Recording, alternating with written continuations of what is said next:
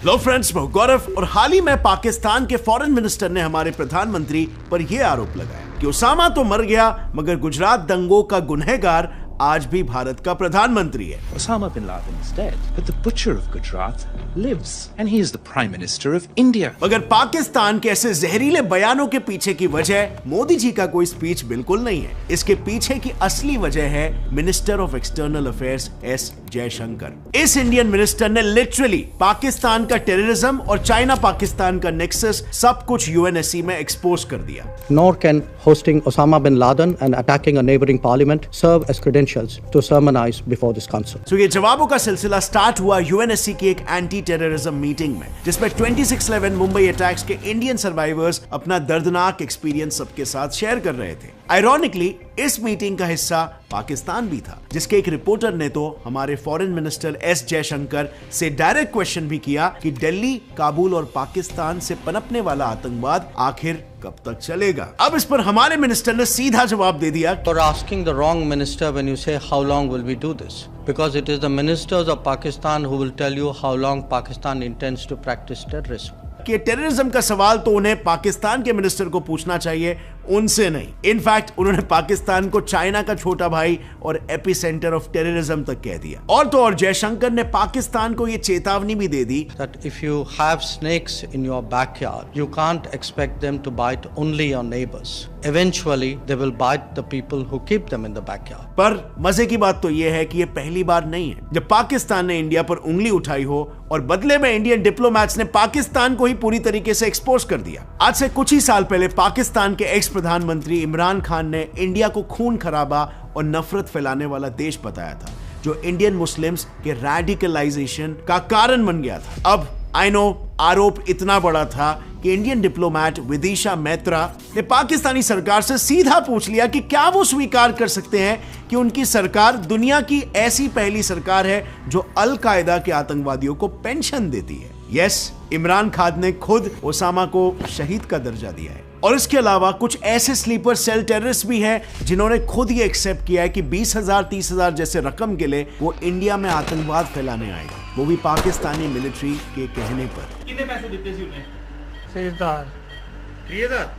In fact terrorism ही नहीं, India ने stats के साथ ये प्रूफ कर दिया कि पाकिस्तान में हिंदू ही नहीं बल्कि मुस्लिम माइनॉरिटी के साथ भी इतना अन्याय होता है कि उनकी संख्या 23% से 3% हो गई है। This is a country that has shrunk the size of its minority community from 23% in 1947 to 3% today. पर इंटरेस्टिंगली इस पूरे वर्बल वॉर में एक लोकेशन बिल्कुल कॉमन है और वो है UNSC. But here comes the question, why is UNSC so important? Well, member states को मिली पावर की वजह से। सो यूएनएससी इकलौता ऐसा इंटरनेशनल फोरम है जहां पर पास हुआ रेजोल्यूशन सभी 193 मेंबर देशों को लीगली मानना ही पड़ता है। इस यूएनएससी में इन 5 परमानेंट मेंबर्स के अलावा 10 नॉन परमानेंट मेंबर्स भी होते हैं। सो किसी भी रेजोल्यूशन को पास करने के लिए टोटल 9 वोट्स की जरूरत पड़ती है। पर इंटरेस्टिंगली अगर 5 में से एक भी परमानेंट मेंबर वीटो कर दे यानी अगेंस्ट में वोट कर दे तो वो रेजोल्यूशन पास नहीं हो सकता। Such is the power of permanent members in UNSC. और हाँ फ्रेंड्स, ये वीटो पावर को 1 या 2 या 3 बार यूज नहीं हुआ है, बल्कि हर परमानेंट मेंबर ने कई बार इसे यूज किया है। और ये वोट का काफी असर हमारी ग्लोबल इकोनॉमी पर पड़ता है।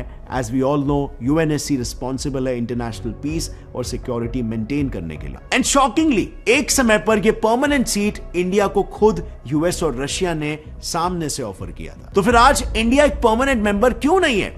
वेल, कुछ रिपोर्ट्स के हिसाब से 1950s में जब पंडित नेहरू की बहन विजय लक्ष्मी पंडित यूएन में इंडिया की रिप्रेजेंटेटिव थी, तब यूएस और रशिया ने अलग अलग मौकों पर इंडिया को परमानेंट सीट एक्सेप्ट करने का प्रस्ताव रखा था। और इसी संबंध में दोनों भाई बहन के बीच में लेटर्स भी एक्सचेंज हुए। पर चाइना को यह एक्सेप्टेबल बिल्कुल भी नहीं था कि इंडिया को एक परमानेंट सीट मिले। तो चाइना के गुड बुक्स में रहना उस वक्त के इंडियन सरकार को ज्यादा फायदेमंद लगा और उन्होंने अपनी सीट चाइना को देने का फैसला कर दिया। उस वक्त जो लेटर्स एक्सचेंज हुए थे ना, उसमें नेहरू ने यह साफ साफ कहा था कि इंडिया डिजर्व तो करता है ये सीट, पर चाइना के कॉस्ट में बिल्कुल नहीं। बट आज की तारीख में सभी जानते हैं ये कॉस्ट चुकाना इंडिया को काफी भारी पड़ गया, क्योंकि ग्रैटिट्यूड तो दूर की बात, अगले ही दशक में चाइना ने इंडिया को अटैक कर दिया और अक्साई चीन वाला पूरा का पूरा इलाका अपने काबू में ले लिया। इनफैक्ट जो परमानेंट सीट और वीटो पावर इंडिया ने चाइना को दिया, उसका इस्तेमाल वो आज तक इंडिया के अगेंस्ट ही कर रहा है। जैसे कि रिसेंटली इंडिया ने जब चौथी बार प्रपोजल रखा हफीज सईद के दामाद अब्दुल रहमान मक्की को यूएनएससी की ऑफिशियल टेररिस्ट लिस्ट में शामिल करने के लिए, तो चाइना ने अपना वीटो यूज करके इस पर रोक लगा दिया। पर इंडियन डिप्लोमैट्स ने यहां पर भी तुरंत रिटेलिएट किया और चाइना को हिपोक्रेट तो कहा ही, पर साथ ही अपनी इस आदत को सुधारने के लिए भी बोल दिया। इनफैक्ट जब कभी भी इंडिया को परमानेंट सीट देने पर रेजोल्यूशन उठता है, तो 5 में से 4 परमानेंट मेंबर्स तो अपना सपोर्ट दिखा देते हैं, पर चाइना के वीटो की वजह से रेजोल्यूशन हर बार फेल हो जाता है। पर सिर्फ चाइना ही नहीं, बल्कि सभी परमानेंट मेंबर्स अपने फायदे के हिसाब से वर्ल्ड पॉलिटिक्स की रुख बदल देते हैं, सिर्फ और सिर्फ एक वीटो के दम पर। सो 1994 में रुवांडा की गवर्नमेंट अपने माइनॉरिटीज को खत्म करने के लिए जेनोसाइड कर रही थी, जिसमें 8 लाख लोग ऑलरेडी मारे जा चुके थे। पर जितनी भी बार यूएन मेंबर्स इसके अगेंस्ट एक्शन लेने के लिए रेजोल्यूशन पास करने की कोशिश करते, तो फ्रांस और यूएस उसे वीटो कर देता। इनफैक्ट इन दोनों देशों ने इंश्योर किया कि जेनोसाइड इस शब्द का कहीं भी किसी भी रेजोल्यूशन में जिक्र भी ना हो, और ये इसीलिए क्योंकि फ्रांस और रुवांडा की सरकार के बीच गहरी दोस्ती थी, जिसका इस्तेमाल करके फ्रांस बाकी अफ्रीकन देशों में अपना इन्फ्लुएंस बढ़ाना चाहता था। रही बात यूएस की, उसे रुवांडा के ह्यूमैनिटेरियन इंटरवेंशन और एड में पैसे नहीं खर्च करने थे। ऐसे एक और एक सिमिलर एग्जांपल है चाइना का। 2021 में म्यांमार में जो मिलिट्री कू हुआ था, उसको कंडेम करने के लिए यूएन ने एक रेजोल्यूशन पास करना चाहा, पर चाइना ने उसे ब्लॉक कर दिया।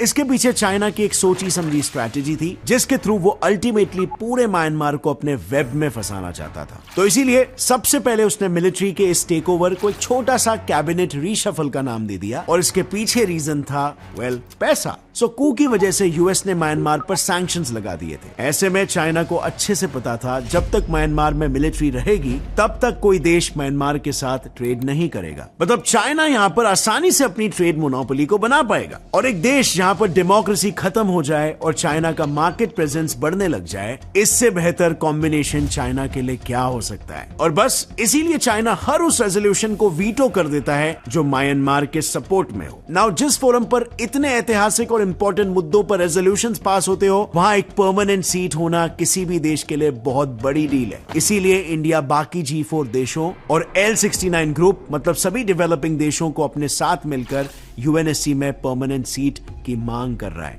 Member states from Latin America, Africa, Asia and small island developing states should have credible and continuing representation in the Security Council. Well, obviously, दुनिया सिर्फ इन 5 देशों की मर्जी के हिसाब से नहीं चल सकती। In fact you'll be shocked to know कि टोटल 193 मेंबर स्टेट्स में से 50 ऐसे देश हैं जिन्हें आज तक नॉन परमानेंट मेंबरशिप का मौका तक नहीं मिला है। सो क्लियरली यूएनएससी में रिफॉर्म्स होना एक अर्जेंट और इंपॉर्टेंट जियोपॉलिटिकल मुद्दा है। इनफैक्ट यूएन में भी अगर कोई मुद्दा उठता है तो ऑटोमेटिकली दुनिया भर की नजर में आ जाता है, और यही रीजन है कि हमारे डिप्लोमैट्स भी हर इंटरनेशनल फोरम पर अपना बेस्ट फुट फॉरवर्ड रखते हैं और कुछ ना कुछ हिस्टोरिक जरूर कह जाते हैं, जैसे कि ये entire union territories of Jammu and Kashmir and Ladakh were, are and will always be an integral and inalienable part of India. IFS Neha Dubey, जिन्होंने साफ साफ शब्दों में पाकिस्तान को जल्द से जल्द पीओके को खाली करने के लिए कह दिया है, जो उसने इलीगली हड़प रखा है। नेक्स्ट है डिप्लोमैट सईद अकबरुद्दीन, जिन्होंने एक ही लाइन में पाकिस्तानी जर्नलिस्ट के साथ पाकिस्तानी सरकार को भी मैसेज दे दिया कि बात करनी है तो पहले आतंकवाद को बंद करो। पर सबसे मजेदार है वो जवाब जो हमारे डिप्लोमैट्स बिना दिए